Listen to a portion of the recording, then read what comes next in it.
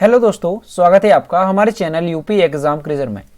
दोस्तों, यूपी लेखपाल के ग्रामीण परिवेश का ये हमारा चौथा वीडियो है और आज के वीडियो में हम जानेंगे कि रैयतवाड़ी व्यवस्था क्या थी। दोस्तों, अंग्रेजों के शासन में भू राजस्व को लेकर के कुछ व्यवस्थाएं थी, तो उनमें से एक थी रैयतवाड़ी व्यवस्था और यहाँ से अक्सर क्वेश्चन पूछे जाते हैं। तो आज हम इसी के बारे में जानेंगे कि रैयतवाड़ी व्यवस्था जो है ये कब शुरू हुई और इसके तहत जो है क्या क्या प्रावधान किए गए थे। तो चलिए शुरू करते हैं। सबसे पहले यहाँ पर देखेंगे कि रैयतवाड़ी व्यवस्था क्या है। तो दोस्तों, रैयतवाड़ी जो शब्द है ये दो शब्दों के मेल से बना है। पहला शब्द है इसमें रैयत, और रैयत का अर्थ होता है प्रजा या किसान। दूसरा शब्द है वाड़ी, और वाड़ी का शब्द होता है प्रबंधन, अर्थात किसानों के साथ प्रबंधन रैयतवाड़ी का अर्थ होता है। दूसरे शब्दों में रैयतवाड़ी व्यवस्था ब्रिटिश कंपनी द्वारा प्रचलित एक ऐसी व्यवस्था है जिसमें राज्य या सरकार किसानों के साथ प्रत्यक्ष तौर पर भू राजस्व का प्रबंधन करती है। यानी भू राजस्व के प्रबंधन के लिए ये एक व्यवस्था थी जिसे रैयतवाड़ी व्यवस्था के नाम से जाना जाता है। यह मद्रास, बंबई, असम एवं सिंध का क्षेत्र में यह व्यवस्था प्रचलित थी, अर्थात भारत में ब्रिटिश साम्राज्य के कुल भूभाग के 51% भूमि पर ये जो व्यवस्था थी वो लागू थी। अब दोस्तों, यहाँ से क्वेश्चन आपसे कैसे पूछा जा सकता है? तो यहाँ से तो ये पूछा जा सकता है कि जो रैयतवाड़ी व्यवस्था है ये कितने शब्दों के मेल से बना है। तो दो शब्दों के मेल से, ध्यान रखना है, रैयत और वाड़ी। जो रैयतवाड़ी व्यवस्था थी ये उस टाइम पे भारत में ब्रिटिश साम्राज्य के कुल कितने भूभाग पर व्यवस्था लागू थी। तो ध्यान रखना है, कुल भूभाग के 51% भूमि पर यह व्यवस्था लागू थी। अब इसे विस्तार से जानते हैं। दोस्तों, इस व्यवस्था को सर्वप्रथम किसने शुरू किया था, यानी किसने इसे लागू किया था? तो इनका नाम ध्यान रखना है, कैप्टन रीड द्वारा। कैप्टन रीड द्वारा सर्वप्रथम इसे लागू किया गया था। कब लागू किया गया था? तो 1792 ईस्वी में इसे लागू किया गया था। और कहां पर? तो बंगाल के बारामहल जिले में सबसे पहले इसे लागू किया गया था। और ये जो व्यवस्था है ये धीरे धीरे मुंबई में, बरार, मध्य प्रदेश, असम तथा कुर्ग में प्रचलित हो गई। ठीक है, ध्यान रखना है अच्छे से। यहाँ से क्वेश्चन अक्सर पूछा जाता है कि जो रैयतवाड़ी व्यवस्था है ये किसने लागू की थी। तो सबसे पहले जो है इस व्यवस्था को लागू किया था कैप्टन रीड ने बंगाल के बारामहल जिले से 1792 ईस्वी में। अब दोस्तों, यहाँ से क्वेश्चन और बनता है कि रैयतवाड़ी व्यवस्था का जनक किसे माना जाता है? तो कैप्टन रीड और टॉमस मुनरो को इसका जनक माना जाता है। दोस्तों, टॉमस मुनरो को उसका जनक क्यों माना जाता है? तो इसलिए कि जो टॉमस मुनरो थे ये 1820 ईस्वी से 1826 ईस्वी के बीच मद्रास के गवर्नर रहे और रैयतवाड़ी व्यवस्था के प्रारंभिक प्रयोग के बाद मुनरो ने इसे 1820 ईस्वी में संपूर्ण मद्रास में लागू कर दिया था। दोस्तों, जब ये व्यवस्था शुरू हुई तो इसे लागू तो किया था कैप्टन रीड ने, लेकिन जो टॉमस मुनरो हैं जब ये मद्रास के गवर्नर बने 1820 ईस्वी में, तो उस टाइम पर इन्होंने इसे जो है अत्यधिक इसका प्रसार किया। यानी सही तौर पर अगर देखा जाए कि जो रैयतवाड़ी व्यवस्था है इसे लागू किसने किया पूरी तरह से, तो वो किया था टॉमस मुनरो ने 1820 ईस्वी में। तो इसलिए कैप्टन रीड और टॉमस मुनरो को इसका जनक माना जाता है। दोस्तों, इसके तहत क्या था? इस व्यवस्था के तहत यानी कौन कौन से इसके महत्वपूर्ण बिंदु हैं, तो वो सारे आपको यहाँ पे ध्यान रखने हैं। तो इसके तहत कंपनी तथा रैयतों यानी किसानों के बीच सीधा समझौता या संबंध था। राजस्व के निर्धारण तथा लगान वसूली में किसी जमींदार या बिचौलिए की भूमिका नहीं होती थी। यानी इस व्यवस्था के लागू होने से क्या हुआ? तो इसमें जो किसान थे उनका सीधा संपर्क जो है वो कंपनी से हुआ। यानी जो भी लगान होता था, जो भी कर होता था, तो वो किसी जमींदार या किसी बिचौलियों की इसमें भूमिका नहीं होती थी।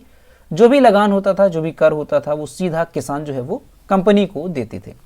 अब यहाँ पर देखेंगे कि कौन कौन से प्रमुख बिंदु हैं इस व्यवस्था के, यानी क्या क्या प्रावधान किए गए थे।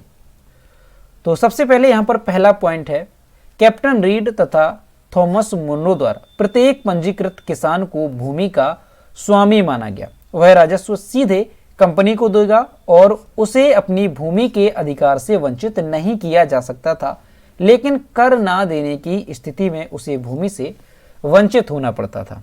ये पॉइंट अच्छे से ध्यान रखना है कि जो कैप्टन रीड हैं और थॉमस मुनरो, इन्होंने किसान को जो है भूमि का स्वामी माना। इस व्यवस्था के अंतर्गत, कौन सी व्यवस्था? रैयतवाड़ी व्यवस्था के अंतर्गत।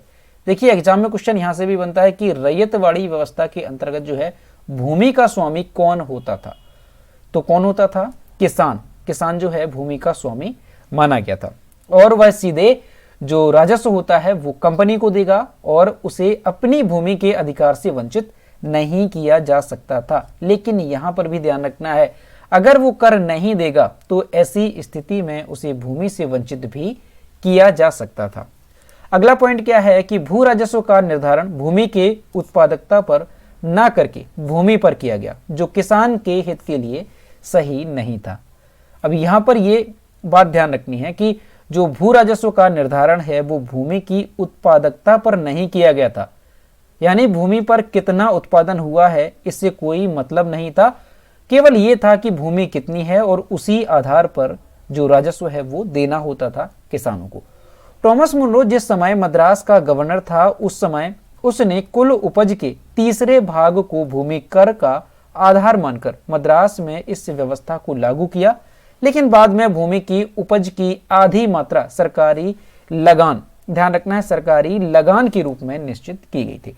दोस्तों जब थॉमस मुनरो मद्रास के गवर्नर थे तो उस टाइम पर उन्होंने जो टैक्स होता है, जो भूमि कर था, वो कितना देने की बात कही तो वो उन्होंने कही थी 1/3, यानी कुल उपज के तीसरे भाग को। ठीक है, लेकिन बाद में जो भूमि कर है इसे बढ़ाया गया और आधी मात्रा जो है सरकारी लगान के रूप में निश्चित कर दी गई। ठीक है, आगे देखते हैं। अगला पॉइंट है कि बाद में इसे 66% से भी अधिक कर दिया गया अतः 1879 ईस्वी में दक्कन कृषक राहत अधिनियम पारित किया गया। दोस्तों जब थॉमस मुनरो मद्रास के गवर्नर थे तो उस टाइम पर उन्होंने उपज का 1/3 किया, उसके बाद इसे बढ़ाया गया और 1/2 किया गया और इसके बाद इसे बढ़ा करके 66% से भी अधिक कर दिया गया। और ऐसी स्थिति में फिर 1879 में एक अधिनियम पारित किया गया था, किस नाम से? तो दक्कन कृषक राहत अधिनियम पारित किया गया था। ठीक है, ध्यान रखना है, अगर पूछा जाए कि दक्कन कृषक राहत अधिनियम ये कब पारित किया गया तो ये किया गया था 1879 में। अगला पॉइंट क्या है कि इस पद्धति में भू राजस्व का दर इतना ज्यादा था कि किसान के पास अधिशेष नहीं बचता था। परिणाम स्वरूप किसान महाजनों के चंगुल में फंसते गए और इस तरह महाजन ही एक छद्म जमींदार के रूप में उभर कर आने लगे। दोस्तों इसमें क्या था कि ये जो कर होता था वो इतना ज्यादा था कि जो किसान है उनके पास कुछ भी शेष नहीं बचता था और ऐसी स्थिति में जो महाजन होते थे तो उनसे जो किसान हैं उन्हें उधार पर जो है कुछ लेना पड़ता था, यानी कि अनाज से लेकर के कुछ रुपए पैसे जो भी है उन्हें महाजनों से लेना पड़ता था। और ऐसे में क्या हुआ कि जो महाजन होते थे वो भी टैक्स लिया करते थे, तो ऐसे में जो किसान है वो उनके चंगुल में फंसते गए और इस तरह से जो किसान है उनकी जमीन जो है वो पूरी महाजनों के पास पहुंच गई और जो महाजन थे वो एक छद्म जमींदार के रूप में उभर कर आने लगे। तो ये एक बहुत बड़ी यहाँ पर किसानों के हित में ये काम नहीं था, यानी किसानों का इसमें पूरा अहित था। इस व्यवस्था ने दोषपूर्ण राजस्व व्यवस्था के कारण किसानों के पास इतना अधिशेष नहीं बचता था कि वह कृषि में उत्पादकता बढ़ाने के लिए निवेश कर सके। परिणाम स्वरूप किसान धीरे धीरे कर्ज और लगान के कुचक्र में फंसते चले गए। यानी यहाँ पर वही बात है कि इतना ज्यादा कर था, इतना ज्यादा उन्हें भू राजस्व के तौर पर देना पड़ता था कि किसान के पास कुछ शेष नहीं बचता था और ऐसी स्थिति में वो कृषि में उत्पादकता बढ़ाने के लिए कुछ भी निवेश नहीं कर पाते थे। तो ऐसी स्थिति में क्या हुआ कि धीरे धीरे कर्ज और लगान के कुचक्र में वो फंसते चले गए। आगे देखेंगे कि और कौन से पॉइंट हैं जो आपको अच्छे से ध्यान रखने हैं। तो अगला है कि यद्यपि इस व्यवस्था में फसलों के वाणिज्यीकरण को प्रोत्साहन प्राप्त हुआ, लेकिन इसका भी लाभ किसानों को प्राप्त नहीं हो पाया।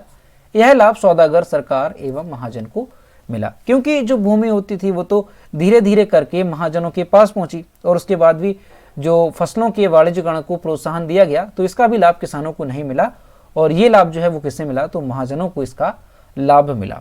कुल मिलाकर रैयतवाड़ी व्यवस्था स्थायी बंदोबस्त के सापेक्ष निसंदेह एक प्रगतिशील कदम था, लेकिन विद्यमान ढांचा साम्राज्यवादी था जिसका केंद्रीय उद्देश्य था भारतीय अर्थव्यवस्था का शोषण करना। तो पूरी तरह से और कुल मिलाकर के देखा जाए कि जो रैयतवाड़ी व्यवस्था थी ये किसानों के हित में नहीं थी। और दोस्तों यहाँ से कहाँ से क्वेश्चन पूछे जा सकते हैं ये हमने यहाँ पर अच्छी तरीके से देखा। और दोस्तों निश्चित रूप से रैयतवाड़ी व्यवस्था से मिनिमम एक क्वेश्चन पूछा जा सकता है, इसलिए यहाँ पर आपको सारे पॉइंट अच्छी तरीके से याद रखने हैं। तो दोस्तों अगर आपको आज का वीडियो पसंद आया हो तो वीडियो को लाइक करें, अपने दोस्तों के साथ शेयर करें, और अगर अभी तक हमारे चैनल पर नए हैं तो चैनल को सब्सक्राइब करना ना भूलें। मिलते हैं नेक्स्ट वीडियो में। Thank you.